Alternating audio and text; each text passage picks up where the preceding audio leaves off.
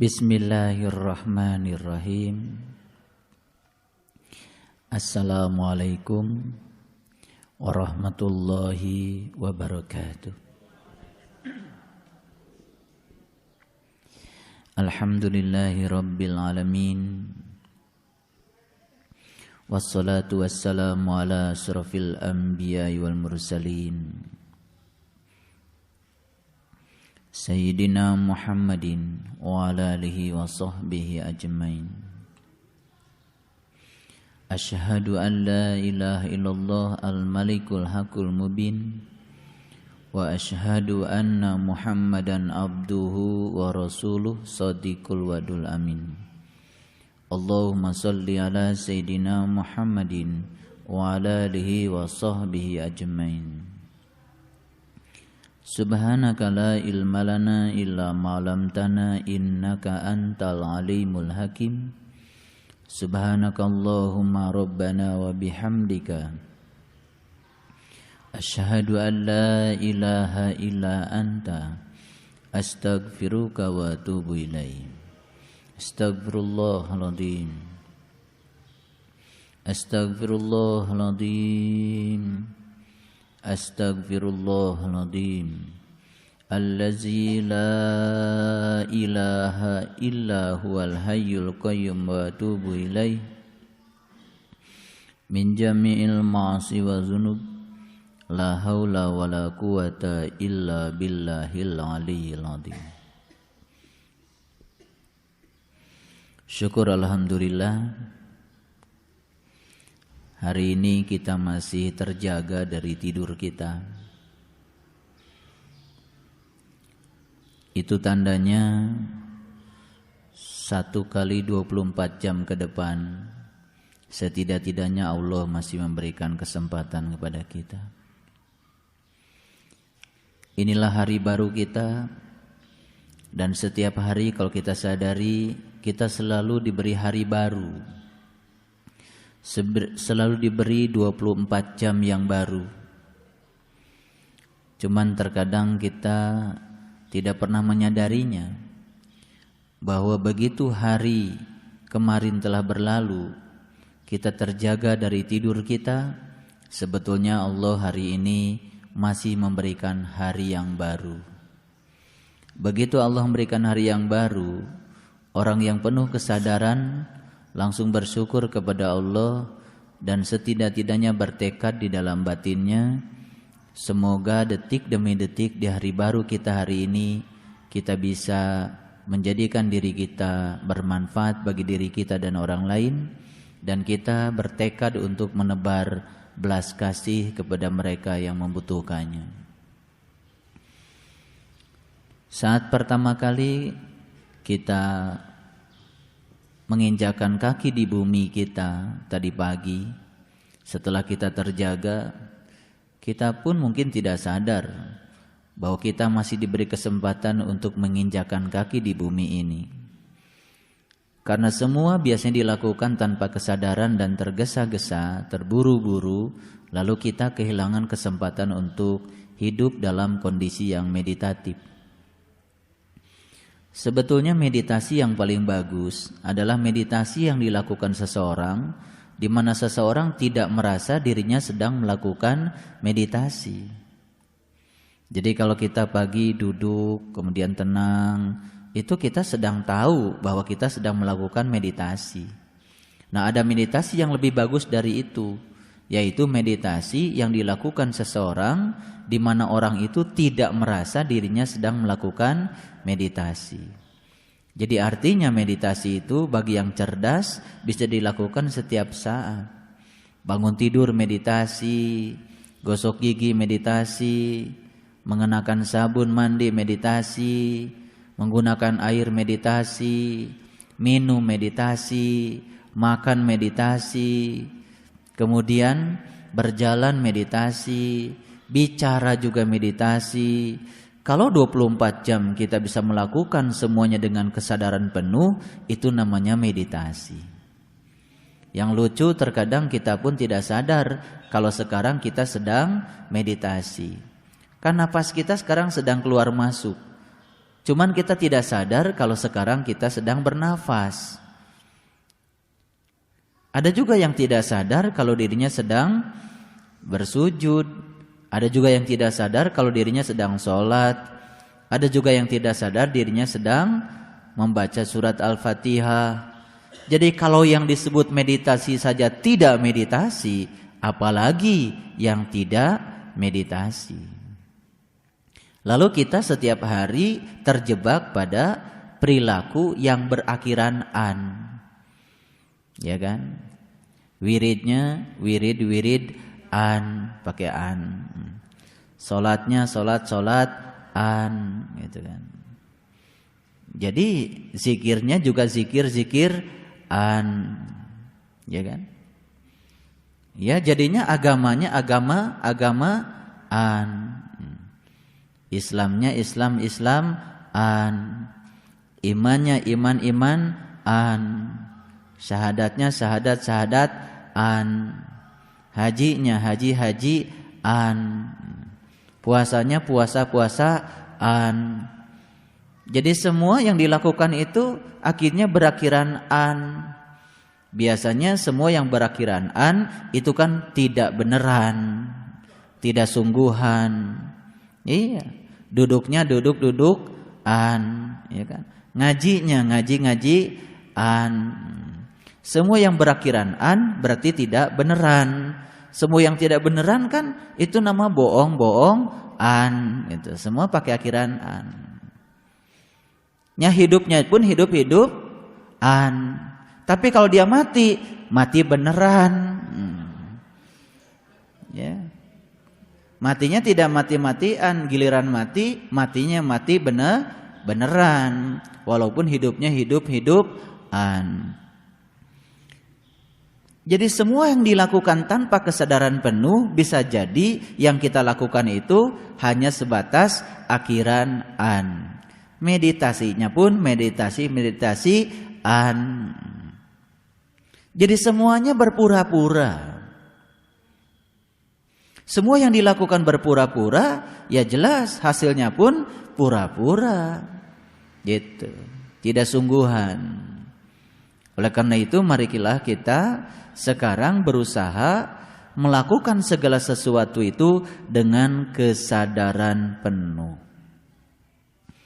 Oleh karena itu, mari kita sadari bahwa sesungguhnya makanan manusia itu ada 4 jenis. Jenis yang pertama adalah makanan yang dilewatkan lewat mulut kita. Dan makanan yang dilewatkan lewat mulut itulah yang menjadi sumber segala sumber penyakit. Itu sebabnya agama mengajarkan kepada kita bukan sekedar makan yang halal, tetapi juga harus thayyib, harus baik. Baik itu kan artinya seimbang. Seimbang itu artinya nutrisi yang dikandung makanan itu benar-benar nutrisi yang dibutuhkan oleh tubuh, bukan sekedar kenyang. Gitu. Itu sebabnya orang-orang yang ingin meningkatkan kualitas spiritualnya, tetapi dia tidak hati-hati di dalam memilih makanan yang dilewatkan lewat mulut, apalagi dia terjebak pada makanan-makanan yang lezat. Ketika seseorang masih saja terjebak pada makanan-makanan yang lezat, sesungguhnya dia sedang membuat kuburan dengan makanan yang lezatnya itu. Jadi makanan yang lezat itu bisa jadi kuburan yang sedang dibuat oleh kita dan kita akan terjerembab di dalamnya. Jadi ketika seseorang senang sekali mengkonsumsi makanan yang berasal dari hewan yang hidup, ya, apalagi dari hewan-hewan yang berdaging merah, ya, apalagi dia tidak pernah pertimbangkan kualitas dagingnya, ya, sampai jeroannya saja dimakan, yang menjadi sumber segala sumber penyakit. Jadi sebetulnya dia sedang membuat kuburan dengan makanan yang lezat itu untuk dirinya sendiri. Orang-orang yang mau meningkatkan kualitas spiritualnya, ya dia harus mampu, ya, menyaring makanan mana yang baik yang dibutuhkan tubuh yang akan dilewatkan lewat mulut kita. Karena makanan itu kan enaknya cuma 10 cm saja pada saat lewat di kerongkongan kita. Sampai di perut nasibnya sama semua makanan.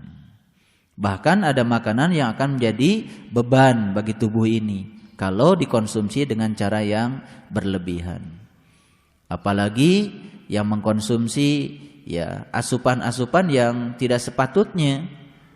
Mohon maaf, asap rokok, alkohol, apalagi narkoba dan lain sebagainya, berarti tidak ada ya keinginan dirinya untuk membuat dirinya memiliki tubuh yang sehat. Jenis makanan yang kedua ini lebih dahsyat lagi, yaitu makanan yang dilewatkan lewat hidung, lewat mata, lewat telinga, lewat pikiran. Itu makanan juga sebetulnya. Bahkan makanan yang jenis kedua ini dampaknya langsung, bisa berdampak langsung ya, menggelapkan ruhaniyah kita.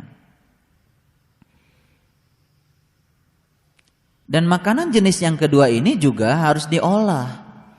Cuman diolahnya di dalam. Kalau makanan jenis yang pertama diolahnya di luar. Kalau makanan jenis yang kedua ini diolahnya di dalam. Kita melihat sesuatu yang buruk, sudah kadang kita lihat, ya tinggal diolah saja supaya yang buruk itu tidak masuk ke alam bawah sadar kita, sehingga akan memburukkan jiwa kita. Kita sudah kadang mendengar yang buruk-buruk. Nah, yang buruk yang sudah kita dengar itu makanan sebetulnya. Oleh karena itu harus dijaga. Kalau bisa kita tidak memakan makanan yang buruk lewat telinga kita. Kalau sudah kadang masuk, ya diolah supaya itu tidak menjadi citra yang buruk di dalam diri kita. Apalagi kalau makanan yang masuk lewat telinga itu menyebabkan kita bereaksi akan makanan itu. Reaksinya bisa kebencian, bisa kemarahan, kan itu. Itu makanan juga. Cuman kita tidak pernah menyadarinya bahwa itu adalah makanan. Ada makanan yang jenis kedua, yang ketiga, yang lewat hidung kita. Ya, bau-bauan yang masuk itu juga makanan, ya. Cuman kita tidak pernah menyadarinya. Yang lebih dahsyat lagi adalah makanan yang lewat pikiran kita. Dan itu yang sering membuat pikiran kita menjadi putus asa, betul? Berkeluh kesah, kotor, marah, benci. Akibatnya pikiran kita menjadi tak terkendali.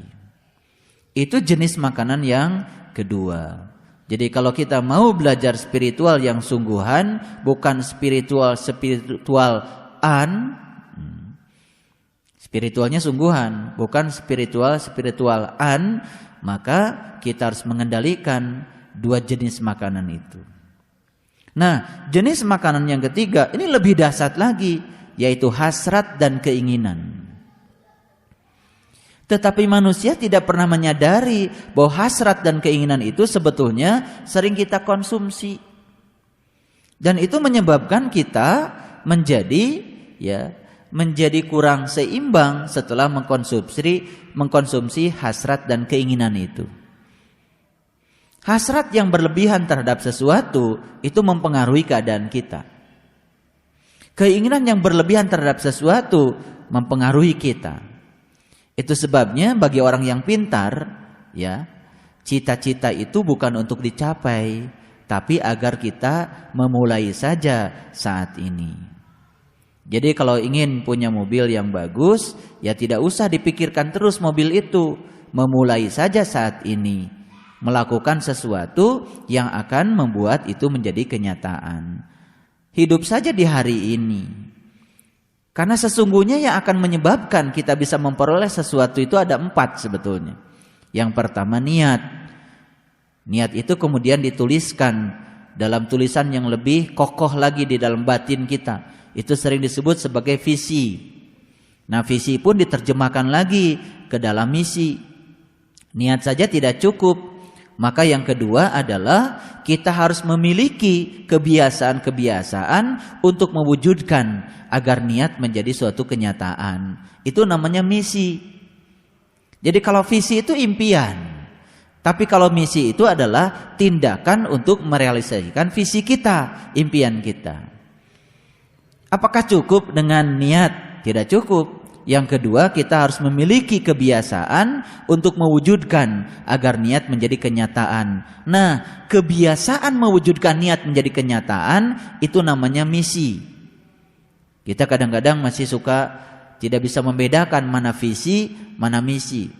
Kadang-kadang juga banyak yang ngomong harus jelas dong visi misinya, tapi dia juga nggak ngerti yang mana visi, yang mana misi. Iya kan? Visinya bagus, mati masuk surga. Apa misinya? Ya tentu saja melakukan tindakan-tindakan yang menyebabkan matinya masuk surga, kan gitu. Ini kadang-kadang visi dan misi tidak sejalan. Itu sebabnya diperlukan yang ketiga, yang namanya komitmen. Niat sudah punya, visi sudah punya. Kebiasaan mewujudkan niat menjadi kenyataan juga sudah dimulai. Itu namanya misi. Apa cukup? Tidak cukup. Dibutuhkan yang ketiga, namanya komitmen. Nah, komitmen itu bahasa Arabnya adalah multazam. Makanya banyak orang yang pergi ke multazam, malah ngatur Allah. Harusnya di multazam dia berkomitmen kembali dengan Allah, bahwa dia diciptakan bukan untuk dia, tapi dia diciptakan untuk Allah. Harusnya di multazam dia menyadari bahwa saya hadir ke dunia dikehendaki oleh Allah untuk Allah. Maka tugas saya adalah membiarkan diri saya digunakan Allah untuk Allah. Itu yang harusnya dilakukan di multazam. Itu namanya doa. Lalu doa diartikan menjadi permohonan. Salah lagi. Doa itu artinya undangan. Undang Allah di multazam. Gimana caranya? Ya kalau kita ingin mengundang Allah, berarti menciptakan kondisi agar Allah hadir di dalam diri kita. Nah, menciptakan kondisi adalah menselaraskan kita dengan Allah. Dia Maha Pengasih, belajarlah kita menjadi pengasih. Dia penyayang, belajarlah kita menjadi penyayang. Dia Maha Luas, belajarlah kita untuk seluas langit dan bumi. Gitu. Dia Maha Penyabar, belajarlah untuk jadi orang yang sabar. Dia Maha Kuat, belajarlah untuk menjadi orang yang kuat. Ketika kita menselaraskan diri dengan sifat-sifat Allah, sebetulnya kita sedang menciptakan kondisi untuk hadirnya Allah dalam diri kita. Nah, ketika sukses diciptakan kondisi itu, pasti Allah akan hadir dalam diri kita. Begitu hadir, kita akan merasa bersama dengan Allah, tidak pernah merasa ditinggalkan oleh Allah. Itu yang namanya hasbiyallah. Itu. Nah, jenis makanan yang terakhir adalah kesadaran. Orang yang melakukan tindakan di alam kesadaran yang rendah, sebetulnya kesadaran rendah akan berpengaruh pada dirinya. Secara tidak langsung, kesadaran rendah menjadi konsumsi bagi dia sendiri. Coba ketika kita bangun tidur dalam keadaan sadar, begitu terjaga kan kita bersyukur. Ya Allah, terima kasih hari ini Engkau masih bangunkan aku. Begitu dia membuka jendela, ya Allah terima kasih hari ini aku masih bisa menatap mentari-Mu. Hari ini aku masih bisa menghirup udara segar-Mu. Maafkan jika hari kemarin aku tidak menyadari bahwa hidup adalah sesuatu yang berharga. Izinkan hari ini aku tidak menyia-nyiakan waktu yang Kau takdirkan untukku. Setidak-tidaknya 24 jam yang baru yang Kau baru saja berikan kepadaku, yang Kau hadiahkan kepadaku, menjadi hari-hari yang bermanfaat untukku dan orang-orang yang di sekitarku. Izinkan aku membagi cinta kepada mereka semuanya. Jadi membuka jendela saja sudah menimbulkan satu doa dan kesadaran. Begitu kita menggosok gigi, ya Allah, mulutku sedang aku bersihkan. Terima kasih hari ini Engkau masih berikan gigi kepadaku untuk dibersihkan. Semoga wewangian akan lahir dari mulutku, kata-kata bijak akan lahir dari mulutku, kata-kata yang penuh maaf akan lahir dari mulutku, kata-kata yang penuh dengan kearifan akan lahir dari mulutku. Jangan pernah kau izinkan ya Allah lidahku menghasilkan kata-kata yang menyakitkan anak-anakku, istriku, tetanggaku, dan siapa saja orang yang akan bersentuhan hari ini denganku. Itu komitmen, ya, komitmen. Jadi selalu begitu kita berniat untuk menjaga kesucian batin kita, mulai dari makanan yang masuk lewat mulut kita, makanan yang lewat hidung kita, makanan yang lewat mata kita, makanan yang lewat telinga kita, makanan yang lewat pikiran kita, semuanya diolah menjadi nutrisi yang akan bagus untuk pertumbuhan jiwa kita. Tidak mengizinkan virus-virus, penyakit-penyakit yang akan menggerogoti kemurnian dan kesucian jiwa kita. Tak pernah diizinkan. Ketika kita larut pada kesedihan, sakit hati, kebencian, menghukumi, menghujat, menjas orang, sebenarnya kita sedang membiarkan virus-virus itu merajalela dan kita sedang mengkonsumsinya sebetulnya. Hentikan semua itu, karena itu akan sangat berpengaruh untuk pertumbuhan jiwa kita. Kita harus 24 jam melakukan tindakan menyaring semua itu, sehingga kita selalu berada dalam keadaan suci, tenang dan damai.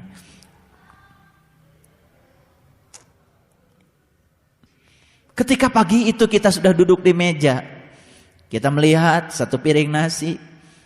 Orang yang penuh kesadaran kemudian berkata dalam batinnya, ya Allah, berapa ribu orang yang terlibat untuk menghadirkan nasi di hadapanku. Dan bagaimana caranya aku berterima kasih pada mereka semua. Ini adalah hutang-hutang aku yang harus aku bayar. Karena aku tidak tahu siapa yang menghadirkan nasi ke tempat ini, siapa yang menanam, siapa yang memupuk, siapa yang mengangkatnya dulu dari sawah, siapa yang menggiling padinya. Sulit aku untuk mengetahuinya. Tapi izinkan aku untuk membalas semua ini dengan kebaikan yang akan aku rayakan hari ini.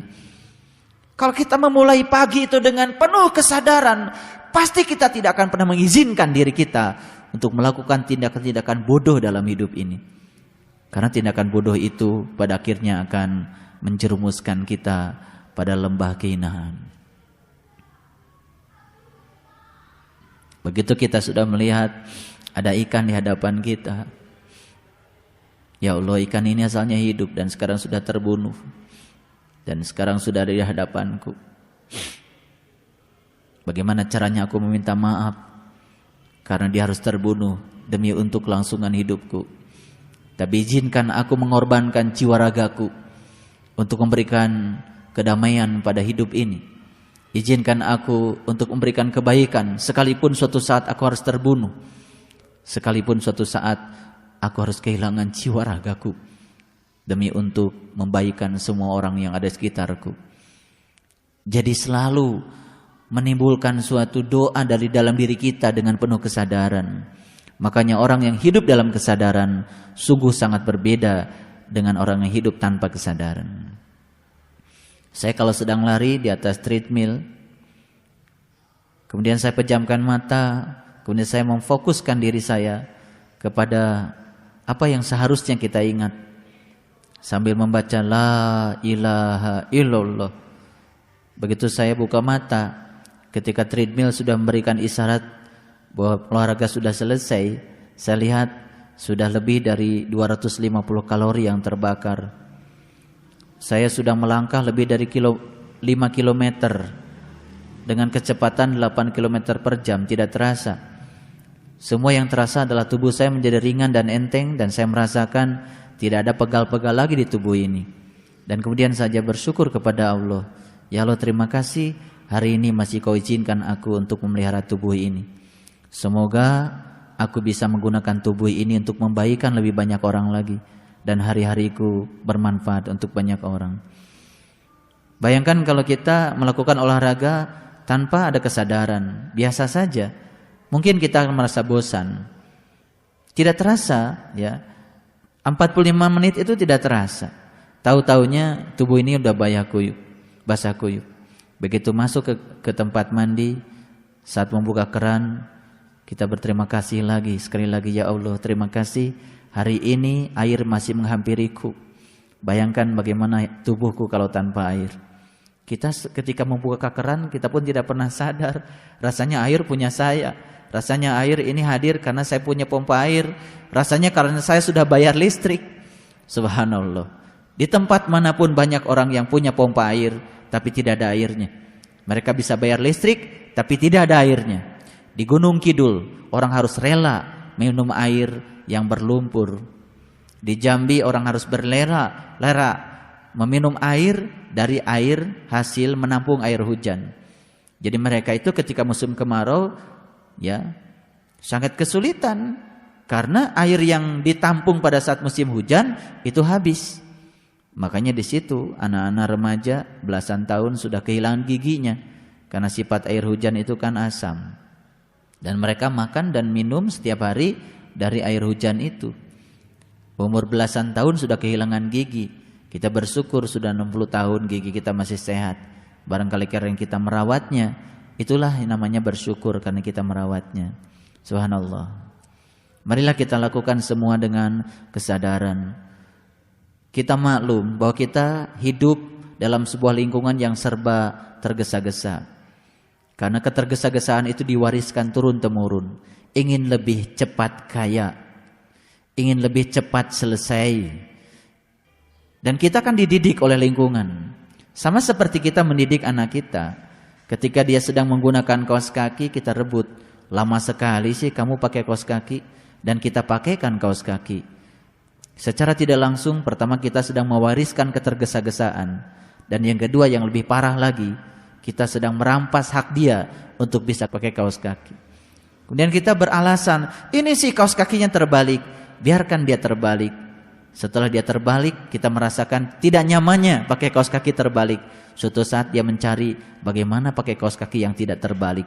Itu kan inquiry. Memberi kesempatan kepada orang lain untuk bisa, itulah fasilitator. Tapi kita sedang merampas orang lain untuk bisa. Karena kita tidak sabar. Kita tergesa-gesa. Anak kita ingin cepat lulus, ingin cepat dapat kerja. Jika perlu kita nyogok sana sini. Subhanallah. Jadi sebetulnya, sejujurnya, semua peradaban yang kita rasakan hari ini, yang buruk terutama, saya jamin kita berkontribusi memberikan warisan itu. Dan kita harus beristighfar. Kita bukan hanya mengotori diri kita, tapi juga mengotori lingkungan kita dengan peradaban yang tidak sepatutnya kita wariskan. Ketergesa-gesaan, terburu-buru dalam segala hal. Sampai kita pun ketika makan sering terburu-buru. Makanya penyakitnya pasti mah, lambungnya terluka. Karena makanan belum dikunyah oleh gigi, sudah ditelan masuk ke dalam perut. Setelah itu perutnya dikasih cabai, kasih cuka. Udah makannya tidak karu-karuan karena makan dalam keadaan tidak sadar. Berapa banyak orang yang sadar kalau dia sedang makan? Mestinya dia kunyah dulu perlahan dan baru dimasukkan ke dalam perut. Izinkan perut kita pun menyerap makanan itu dengan leluasa. Kita sering membebani perut kita, makanya penyakitnya apa? Pasti penyakitnya mah. Jadi segala penyakit berasal dari kegagalan kita memanage diri kita sendiri. Makanan yang keempat itu adalah kesadaran. Mari kita berikan tubuh ini ya kesadaran tinggi, kesadaran penuh. Jangan diberikan kesadaran-kesadaran yang rendah. Di awal pertemuan ini kenapa saya berbicara tentang makanan? Karena ini penting supaya kita bisa hidup dalam kesadaran. Marilah kita meditasi tanpa merasa bahwa kita sedang meditasi. Melakukan seluruh tindakan dalam hidup ini dalam keadaan sadar penuh. Luar biasa. Sahabat-sahabatku yang dirahmati Allah, oleh karena itu terhadap semuanya diperlukan kelembutan. Sekarang silahkan untuk melihat Quran surat Ali Imran.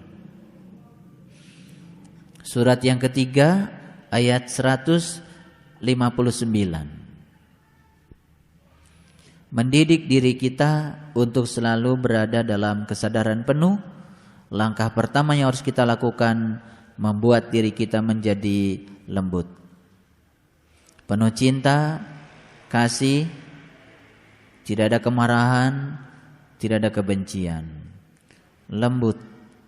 Sebagaimana Allah menyatakan dalam Al-Quran, wa ahsin kama ahsanallahu ilaika. Berbuat baiklah kamu sebagaimana Allah telah berbuat baik kepadamu. Allah berbuat baik kepada kita dengan latif, kelembutan. Disilahkan membuka ayat 159. A'udzubillahi minasyaitonirrajim. Bismillahirrahmanirrahim.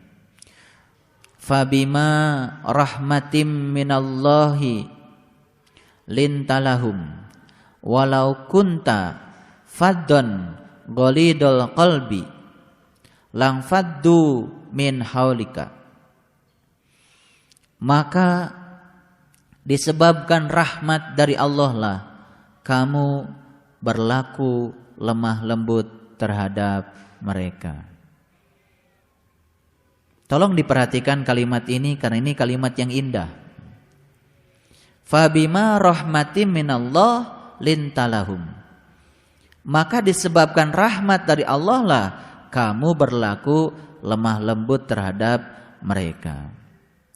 Seseorang ini bisa berlaku lemah lembut karena apa? Karena dia mengizinkan Allah yang maha lemah lembut berada dan mewujud di dalam dirinya. Jadi saya ingin yakinkan kepada kita semua, jangan buru-buru kita menyangka bahwa kita sudah menyatu dengan Allah. Ada cirinya. Seseorang yang sudah menyatu dengan Allah yang maha lembut, cirinya dia juga mewarisi sifat kelembutan itu. Jadi tidak perlu dibicarakan, tidak perlu diomongkan, tapi ini akan nampak di dalam aura seseorang. Jadi kalau dia menyatakan dia sudah menyatu dengan Allah, dia sudah kenal kepada Allah, dia sudah ma'rifat kepada Allah, tapi dia belum memiliki kelembutan ini, pada dasarnya dia belum bertauhid dengan Allah. Kalimat ini adalah kalimat yang luar biasa.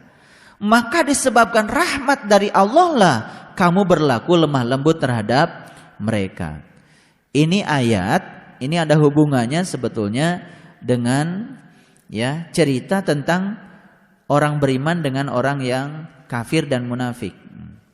Jadi ayat ini memberikan isyarat orang-orang yang beriman itu jangankan kepada orang yang beriman, kepada orang yang munafik dan kafir sekalipun, orang beriman itu tetap saja berlaku lemah lembut.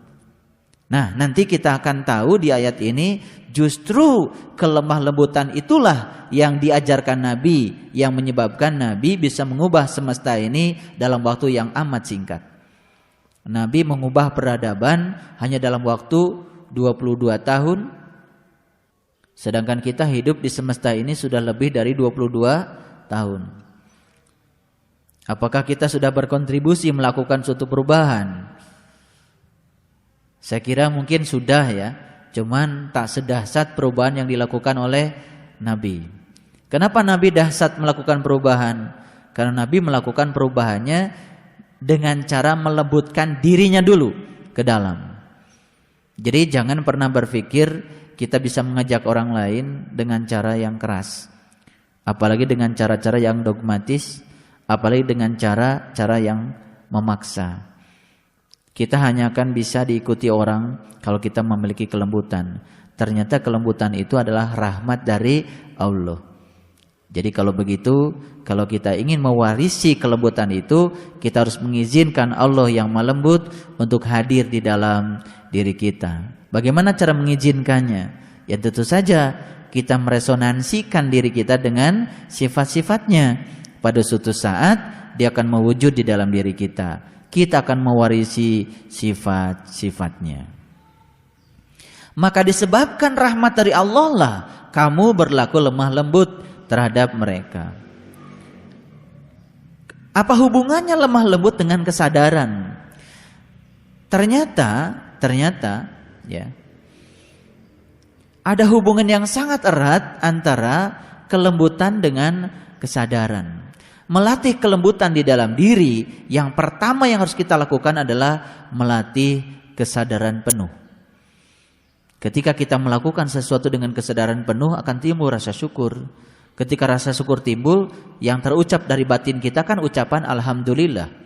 Alhamdulillah itu segala puji hanya milik Allah. Kalau segala puji hanya milik Allah, habis semuanya untuk Allah. Jadi kita tidak berjasa. Betul? Nah, ketika kita tidak merasa berjasa, nah tanda-tanda kelembutan sudah hadir dalam diri kita. Nah, ciri orang yang tidak merasa dirinya berjasa, dia tidak pernah melakukan tindakan-tindakan yang menyakiti orang lain. Karena dia pun merasa bahwa dia sedang dipakai oleh Allah.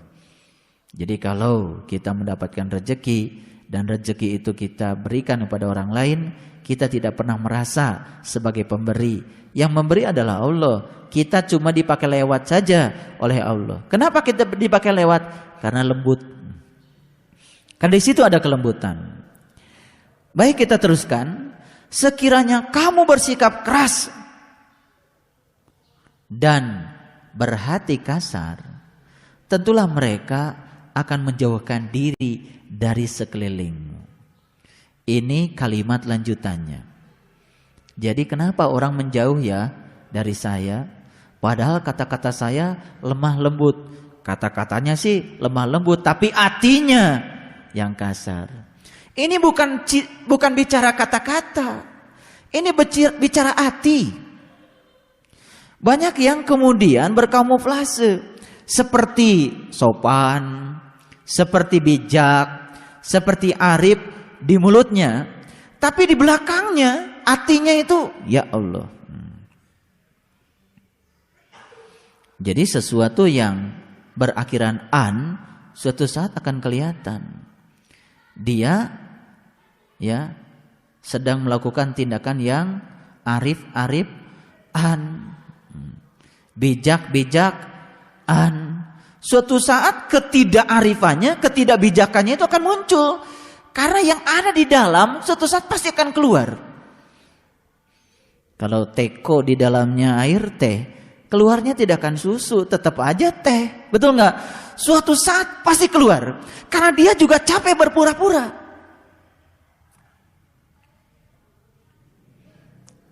Kenapa saya bicara ini? Karena kita butuh ini sehari ini. Semua yang saya bicarakan adalah kebutuhan kita. Dan saya yakin apa yang kita bicarakan dari ayat ini itu menyangkut kita. Kalau tidak menyangkut kita, maka semua yang hadir di sini tidak diizinkan untuk mendengarkan ini. Karena Allah juga tidak mau menyampaikan sesuatu kepada mereka yang bukan ahlinya. Semoga setelah ini kita memiliki hati yang lembut, tutur kata yang lembut. Bukan sekedar tutur katanya yang berpura-pura lembut, padahal hatinya kasar. Kan ada, sebenarnya dalamnya itu kehel, tapi keluarnya pura-pura tidak kehel. Nah, kehelnya itu suatu saat pasti keluar. Bahkan hari itu pun sebenarnya udah keluar. Karena orang yang berpura-pura itu kelihatan kan, serem. Maka disebabkan rahmat dari Allah lah kamu berlaku lemah lembut terhadap mereka.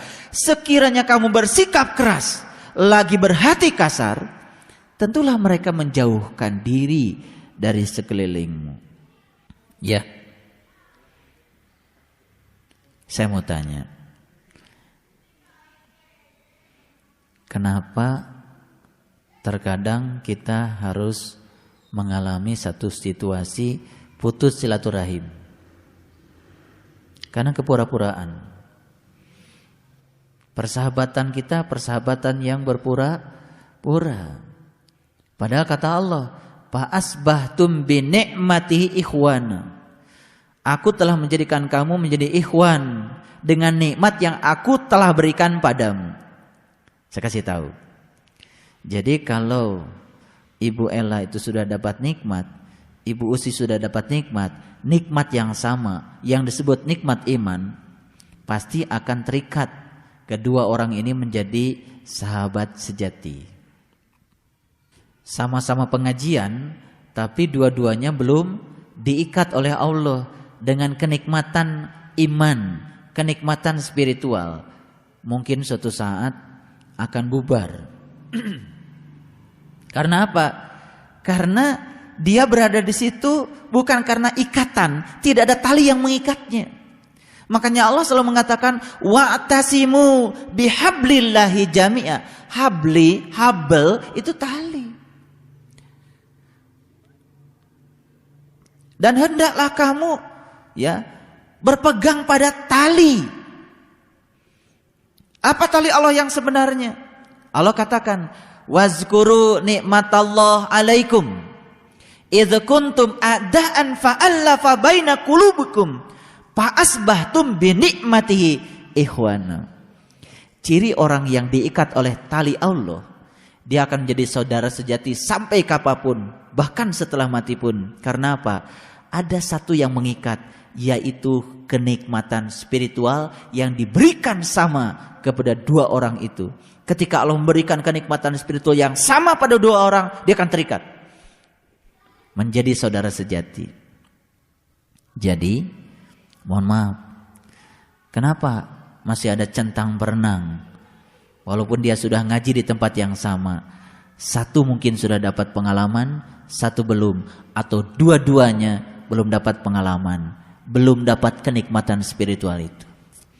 Semoga persaudaraan kita hari ini adalah persaudaraan yang diikat dengan karena kita semua sudah mendapatkan kenikmatan yang sama, yaitu kenikmatan iman. Dan kenikmatan iman itulah akan menjadi habal, akan menjadi tali pengikat kita, dan kita selamanya akan menjadi saudara sejati. Nah, saudara sejati itu tidak sekedar menerima kelebihan teman kita, tapi juga menerima kelemahannya dengan seutuhnya. Dia tidak terjebak oleh kelebihan dan kekurangan. Dia mencintai karena dari dalam dirinya sudah timbul cinta dan kelembutan sebagai bagian dari rahmat Allah yang diberikan padanya. Dan rahmat itulah karena dia mengizinkan Allah hadir di dalam dirinya. Jadi ayat ini berbicara, yang pertama berbicara kelembutan. Kelembutan itu datangnya dari Allah. Yang kedua berbicara tentang kekasaran. Kekasaran itu dari dirinya sendiri sebetulnya. Kapan seseorang kasar? Ketika orang itu tidak mengizinkan Allah yang Maha Lembut untuk hadir di dalam dirinya. Cuman kadang-kadang berpura-pura lembut. Ya. Jadi hidup dengan akhiran an itu pasti tidak nyaman. Jadi saudaranya pun saudara-saudaraan. Sahabatnya pun sahabat-sahabatan. Ya. Gitu. Jadi kalau dia arisan pun arisan-an.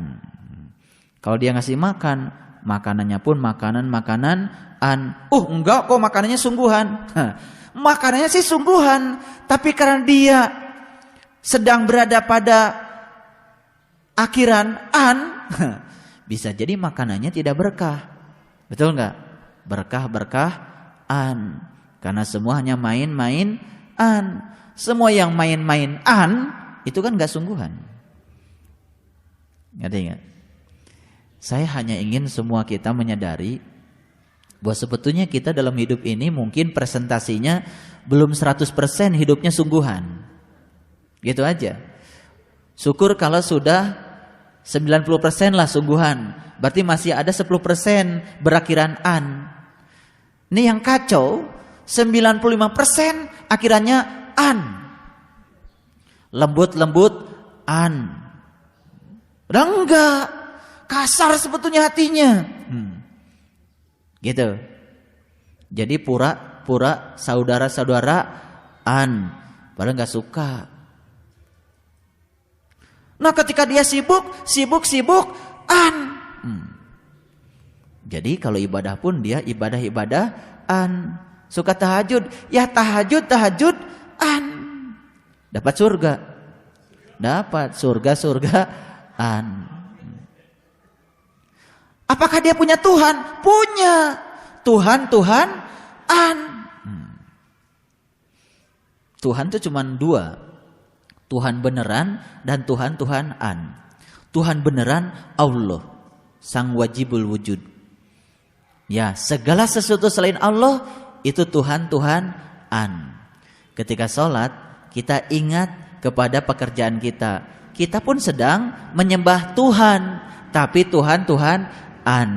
Apa itu? Kerjaan kita. Itu Tuhan-Tuhanan. Tapi kalau saya ngomong seperti ini, orang akan marah. Kenapa? Masa saya dibilang menyembah Tuhan-Tuhanan? Kan Tuhan cuma dua. Ya, Tuhan cuma satu. Ya, Tuhan yang sungguhannya cuma satu. Segala sesuatu selain Tuhan yang sungguhan itu berakhiran an. Kalau begitu, banyakkah manusia yang menyembah Tuhan-Tuhanan? Banyak. Gunting yang hilang, Tuhan-Tuhanan. Penitik yang hilang, Tuhan-Tuhanan. Ya kan? Anak, cucu, dan orang-orang yang kita cintai, yang sering datang ketika kita sedang sholat, itu kategori Tuhan-Tuhanan.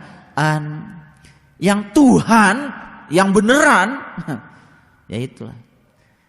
Beruntunglah mereka yang sudah tahu Tuhan beneran, sehingga dia tidak lagi menuhankan Tuhan-Tuhanan. Agamanya tidak agama-agamaan, agama sungguhan, gitu. Coba orang yang agama-agamaan, hatinya pasti selalu keras, tidak lembut, berpura-pura, betul nggak? Gitu. Jadi solehnya pun soleh-solehan. Kalau begitu ikhlasnya ikhlas-ikhlasan. Iya. Orang yang sering ngomong abdi mah ikhlas, nah itu ikhlas-ikhlasan. Orang yang masih merasa ikhlas dalam keikhlasannya, itu saja masih ikhlas-ikhlasan. Apalagi yang sering mengatakan saya ikhlas, itu tandanya masih berakhiran an. Ayo, sekarang kita presentasi. Semua yang kita lakukan apa betul tidak berakhiran an? Kurban yang dipotong cuma sapi, cuma kambing, tapi tidak pernah memotong sifat-sifat hewan yang ada dalam dirinya. Itu termasuk kategori kurban-kurbanan. Kata Allah dalam Quran, kalau kamu sudah selesai haji, ingatlah Allah.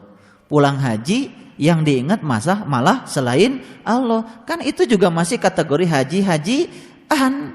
Makanya Allah mengatakan, wa in kuntum min qablihi laminad dhalin. Kalau kamu sudah dari Arafah, tapi kamu belum bisa mengingat Allah, sungguh kamu termasuk orang-orang yang sesat. Jadi saya kemudian merenung pada diri saya sendiri, berapa banyak yang kita lakukan dalam hidup kita ini yang masih berakhiran an. Jadi ngaji sekarang menghapus akhiran an. Itu judulnya. Menghapus akhiran an supaya jadi beneran. Ya kalau nggak dirinci gini kan nggak tahu, betul nggak? Iya.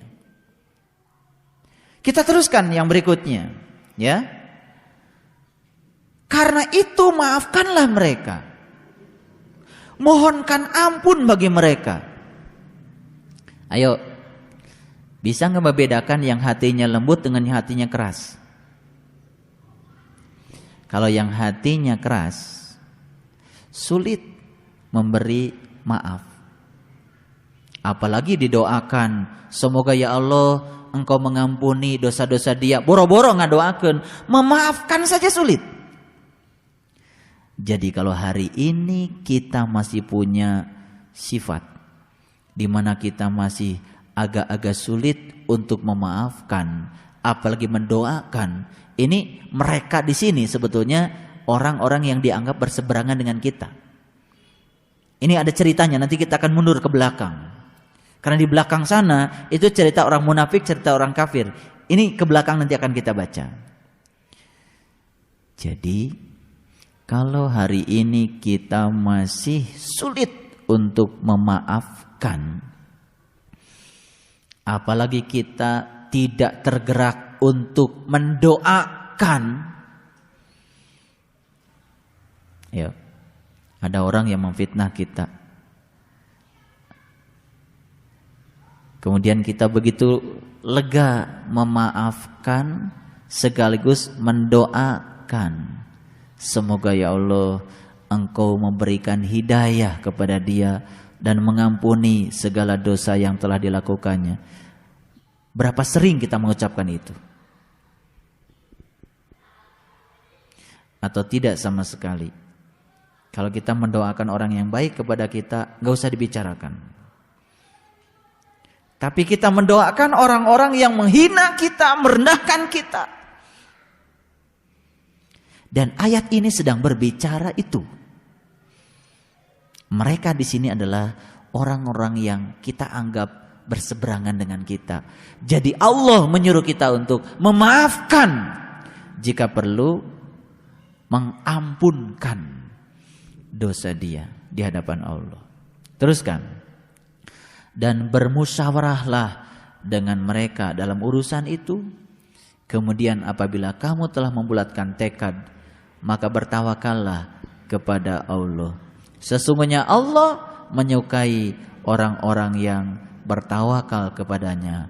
Innallaha yuhibbul mutawakkilin. Baik Bapak Ibu, turun ke bawah dulu sebelum saya lanjutkan kajian ayat berikutnya. Saya ingin bicara ayat 156. Silahkan dilihat ayatnya. Ya ayyuhalladzina amanu la takunu kalladzina kafaru. Hai orang-orang yang beriman. Ini yang dihaikan orang-orang yang beriman. Janganlah kamu seperti orang-orang yang kafir. Ya. Jadi orang beriman harus beda dengan orang-orang yang masih tertutup. Orang yang sudah terbuka harus beda dengan orang yang masih tertutup. Segalanya harus beda. Kemudian Allah mengatakan, wa qalu li ikhwanihim idza darabu fil ardi aw kanu guzzan law kanu indana ma matu wa ma qutilu liyaj'alallahu dzalika hasratan fi qulubihim wallahu yuhyi wa yumit wallahu bima ta'maluna basyir. Hai orang-orang yang beriman, janganlah kamu seperti orang-orang yang masih tertutup, yang mengatakan kepada saudara-saudara mereka apabila mereka mengadakan perjalanan di muka bumi atau mereka berperang, apa kata-kata mereka? Kalau mereka tetap bersama-sama kita, tentulah mereka tidak mati dan tidak terbunuh. Suka enggak? Ini ucapan penyesalan sebetulnya. Coba kamu enggak ngaji di sana. Coba kamu enggak ikut bersama dia. Coba kamu enggak belajar yang seperti itu. Coba kamu. Ini adalah sifatnya orang-orang yang masih tertutup. Dia itu kehidupannya masih kehidupan dunia. Karena ukuran dia itu materi. Padahal ketika seseorang diantarkan pada materi yang berkelimpahan, belum tentu ya itu baik bagi dia. Siapa jadi karena itu pilihan dia.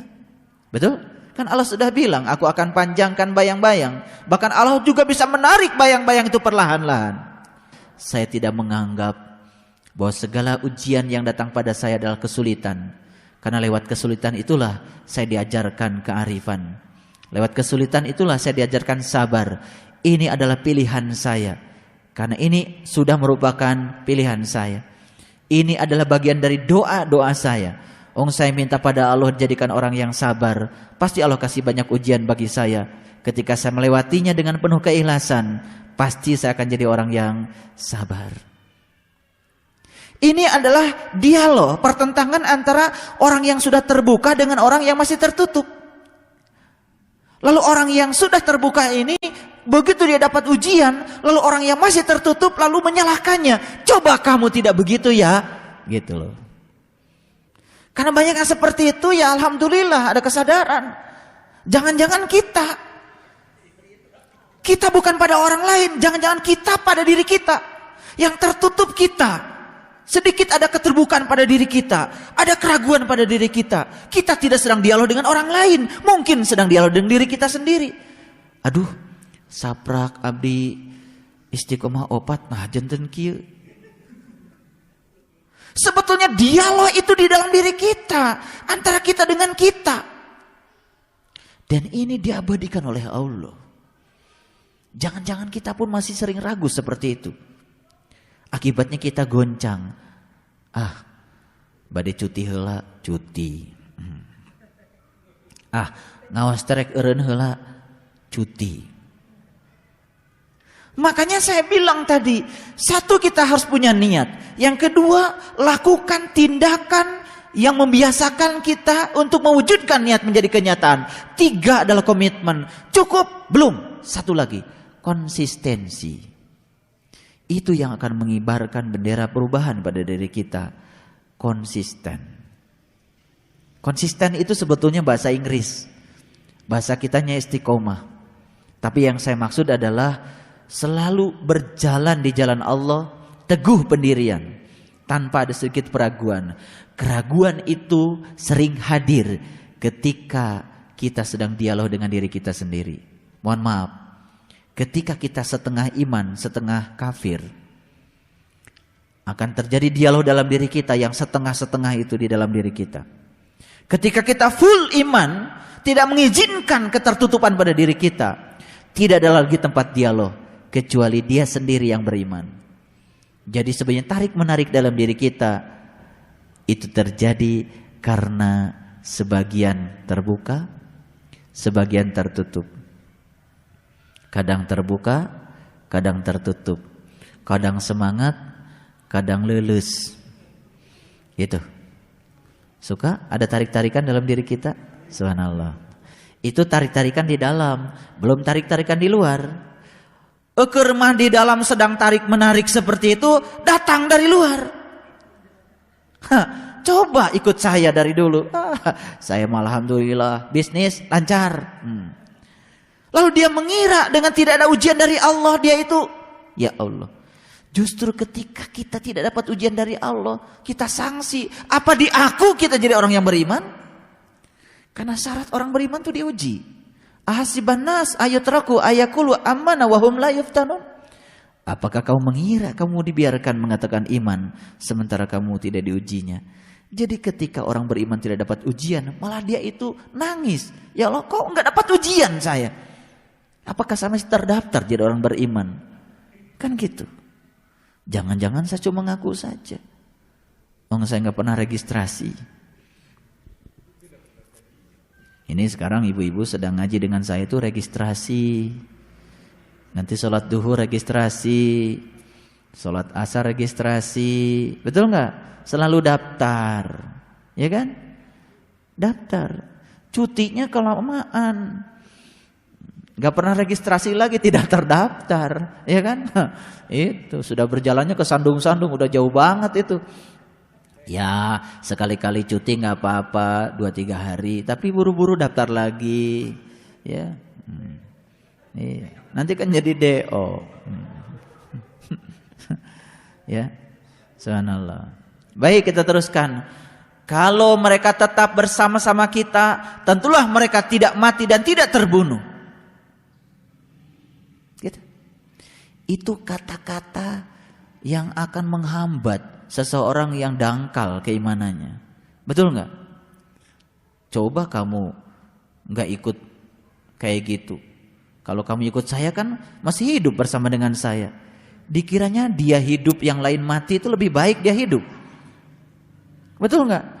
Yang itu mati jelas. Dia jihad di jalan Allah. Dia mati jelas. Sedang membaikan banyak orang kemudian dia mati.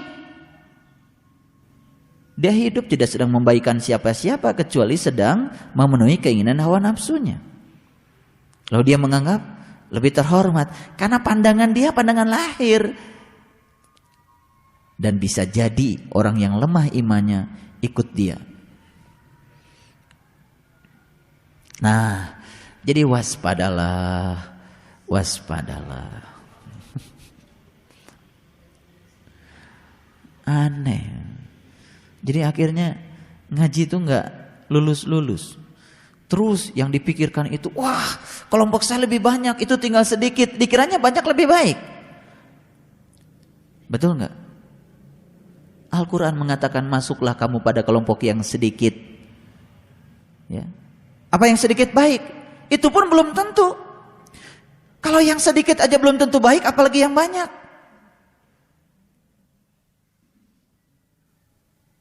Jadi berhentilah.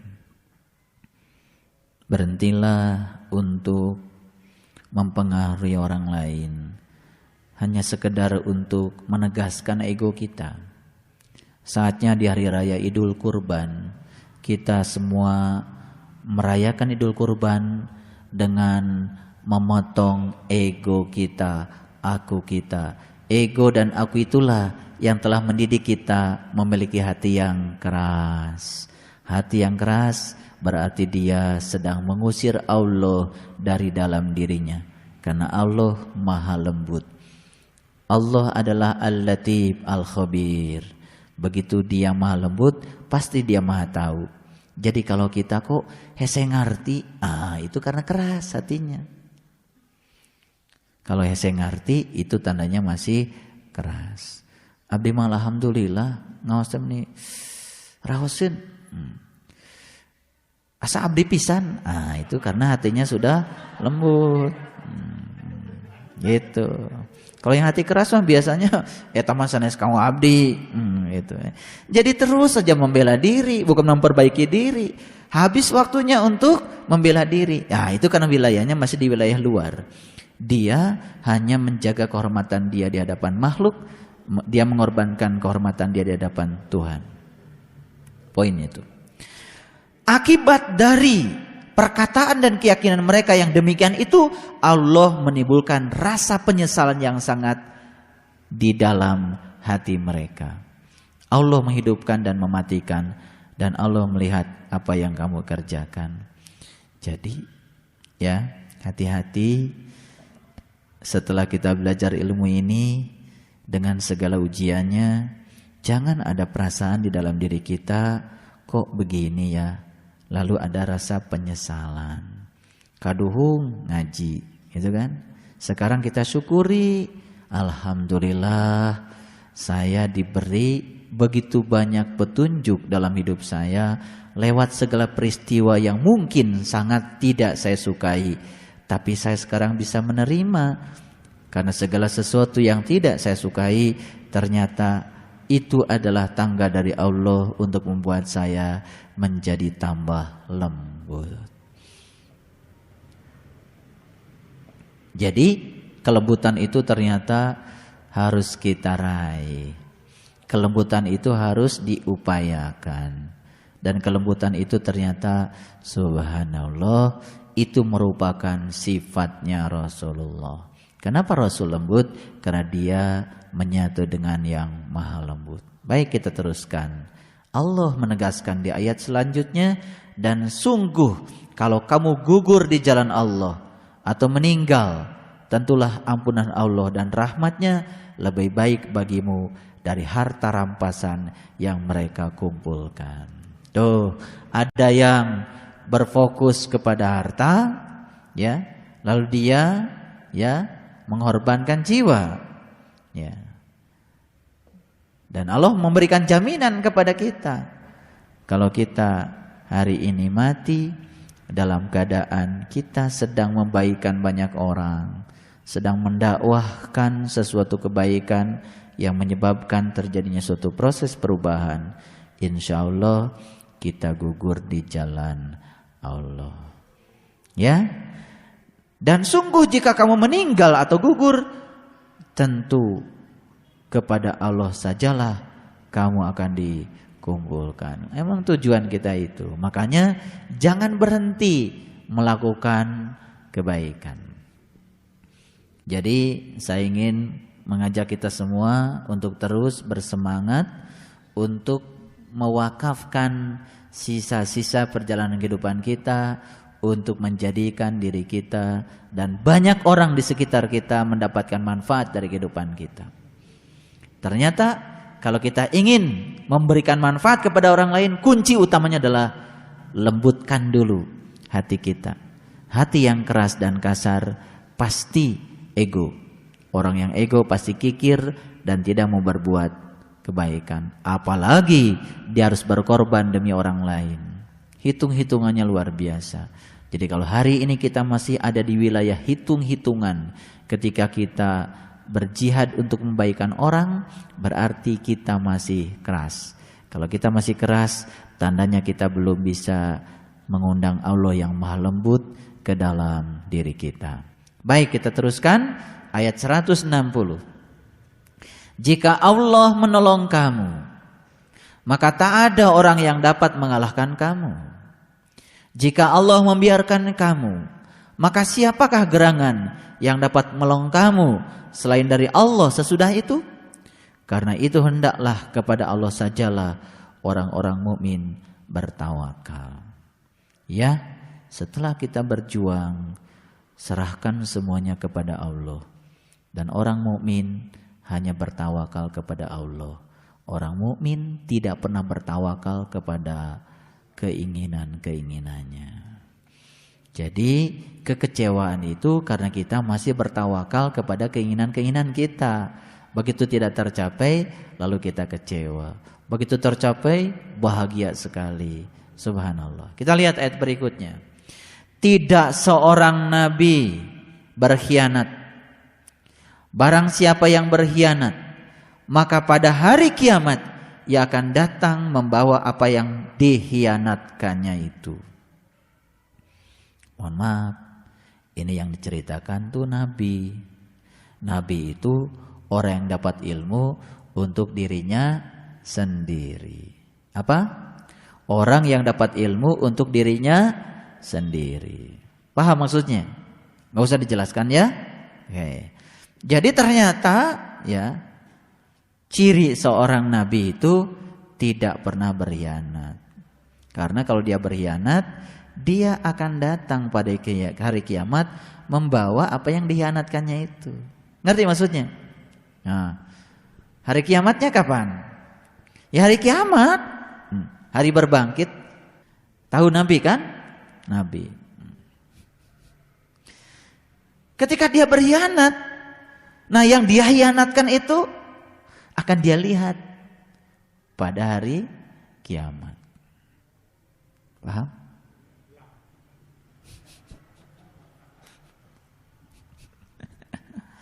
Terus kemudian tiap-tiap diri akan diberi pembalasan tentang apa yang ia kerjakan dengan pembalasan yang setimpal. Karena Allah Maha Adil. Sedang mereka tidak dianiaya. Jadi tidak ada sedikit pun yang akan luput dari Allah. Ya, dan ini akan ditimpakan pada hari kiamat. Pada siapa? Pada seorang nabi yang berkhianat.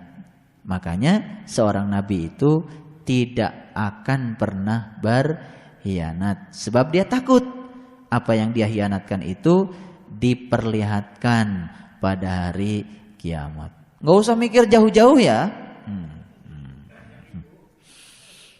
Apakah orang yang mengikuti keridhaan Allah sama dengan orang yang kembali membawa kemurkaan dari Allah?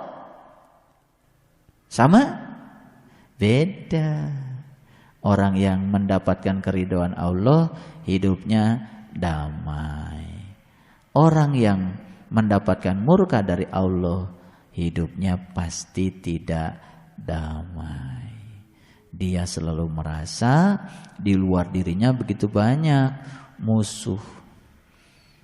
Lalu dia tidak bisa bersahabat dengan siapapun. Dan itulah seburuk-buruknya tempat kembali. Apa itu?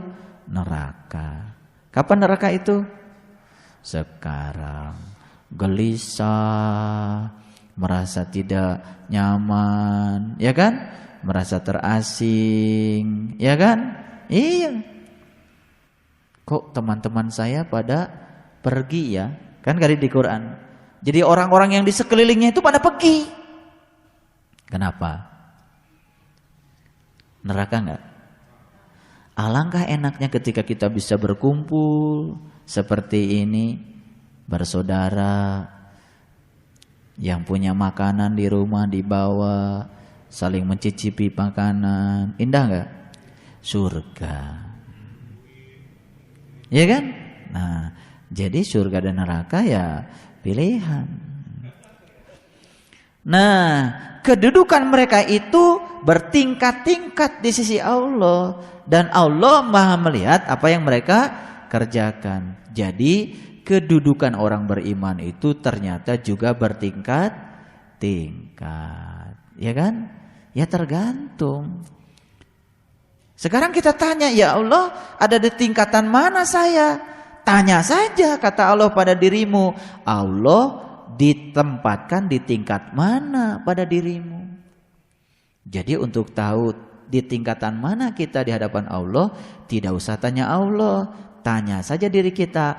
Allah ditempatkan di tingkat mana di dalam diri kita. Di tingkat mana? Ya kita yang tahu. Ya. Ayat 164, sungguh Allah telah memberi karunia kepada orang-orang yang beriman ketika Allah mengutus di antara mereka seorang utusan dari golongan mereka sendiri. Ya.